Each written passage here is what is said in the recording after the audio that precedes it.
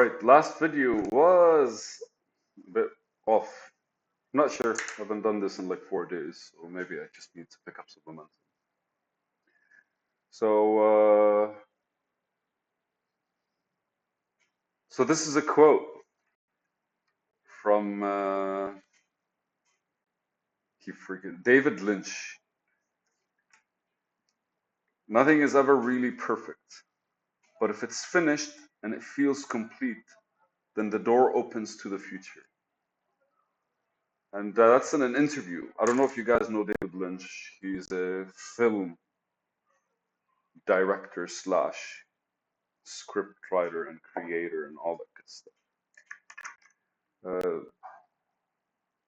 Something that basically I loved about him is his continuous basically endeavor to preach about the process of doing things, the process of doing things, the process, because he kind of like he uh, he does not favor the results because as long as the process was done in due diligence probably or just like you actually were invested in it in the process, then ultimately you can actually, your satisfaction is all but guaranteed regardless of the reception of the outcome. And so my beautiful, when I was having like a binge of his, fuck me man, where are the filters? Okay. So when I was having a binge of his like work, what fascinated me the most is genuinely how he could not give a fuck about anything except what he was doing. So there's what he wrote, and under it, the note is what I wrote. So nothing's ever really perfect, but if it's finished and it feels complete, then the door opens to the future. Until a thing is finished, you really can't think too much about other things. And I think as well, this is me paraphrasing what he was talking about. So let me show it to you and kind of like read it to you for you to understand, for you to see it. Nothing is ever really perfect, but if it's finished and it feels complete, then the door opens to the future. Until the thing is finished, you really can't think much about other things.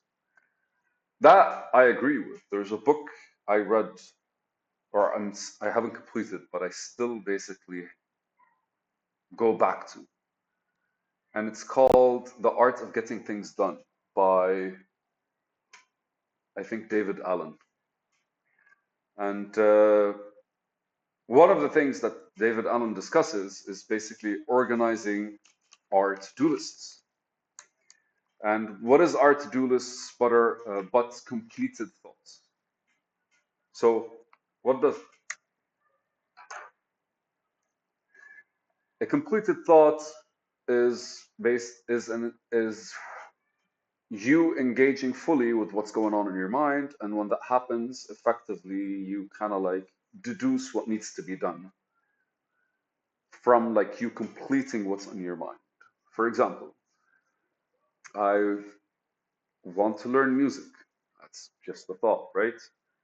So wanting to learn music, I have no idea what it is, but I know that I probably have to learn some music theory. I have to learn some instrument. I have to train my ear. I have to physically be able to move a certain kind of way in order to like handle the instruments.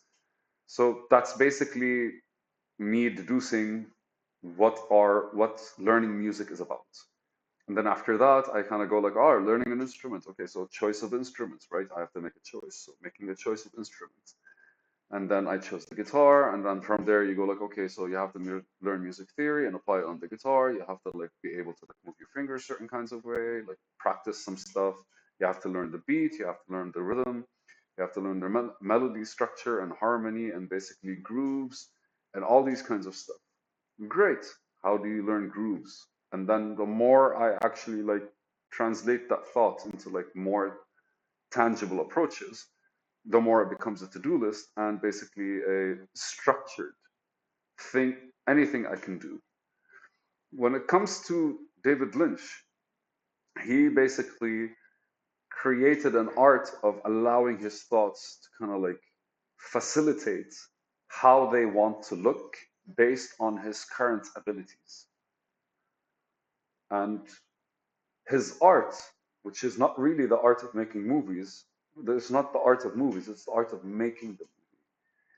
He basically just kind of like follows these thoughts until they become this needs to be done, this needs to be done, this needs to be done. And he creatively explains it as like some form of idea that initiates something. And then from there, what he does is he starts building on top of it by giving it more freedom and kind of like giving it freedom in certain directions or allowing himself to not be constrained by certain directions.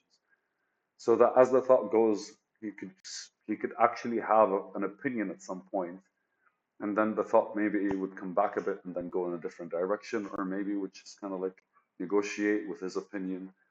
And there's this kind of like presence in how he always allows his reflection to be neutral and mainly an I don't want to say objectively because I don't really think it's an objective thing, but not to involve itself too much in whatever the thought was, as long as this thought makes sense to whatever it is he's thinking.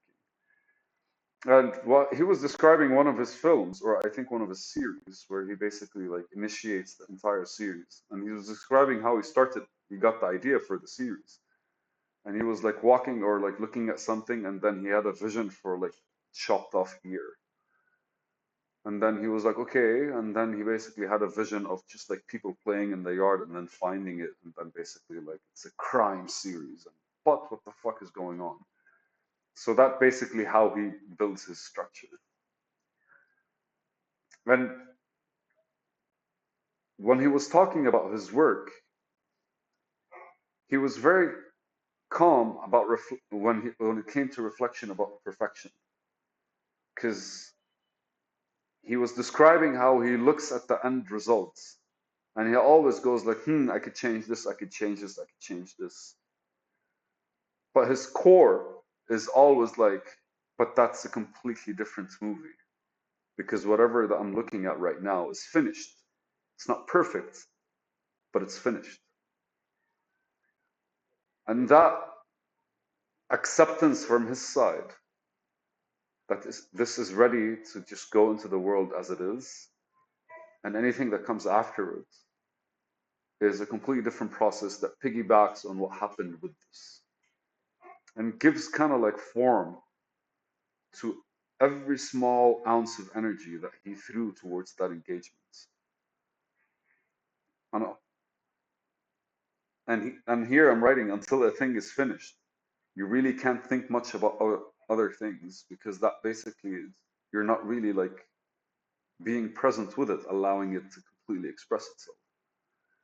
And that's why I thought about the book, because like the book, the first thing it says is like, what are the things that you've always said you wanted to do, whatever it is, and then basically structure them, destructure them, and until they're just things that you can do daily, or just like can finish within 5 minutes, 10 minutes, 20 minutes, 1 hour time frames.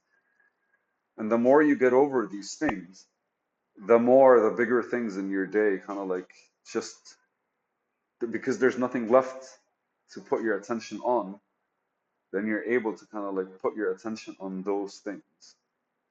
With David Lynch, it's weird because like he was able to kind of like, while an interview with him, he was making some pasta, and then he walks out to smoke a cigarette. And then when the cigarette was done, he was like, now that the cigarette is done, I can go check on the pasta. He kind of like separates his mind from different things.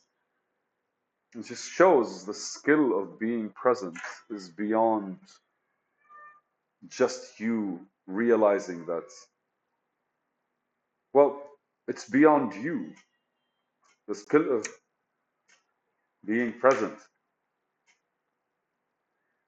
is genuinely you just for, forgetting everything else, or allowing everything else to exist in its own environment and not carrying it with you through other environments. Since I mentioned music, it's a direct reflection on it because sometimes when I'm playing music, I don't really like get in the groove. But other times I could play like for an hour, 2 hours and just completely like chill and have a good vibe because like when I'm only looking at the guitar and the music that is playing, I'm thinking about it differently. And when I'm looking at the guitar and thinking of other stuff, I just want to kind of do my thing for the day and then get it over with.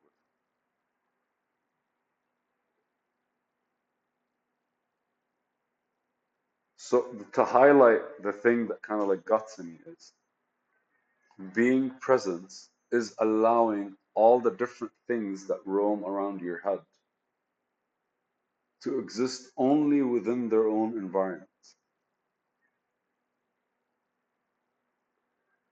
Because effectively we carry thoughts with us everywhere.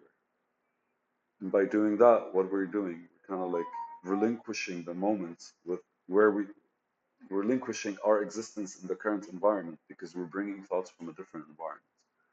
And also harmonizes with my theory of everything around us is kind of like a trigger for our thoughts. So being able to disassociate from the different parts of our life is basically the skill that gets us closer to getting things done and finishing things, or at least allowing ourselves to be like within the realm of presence.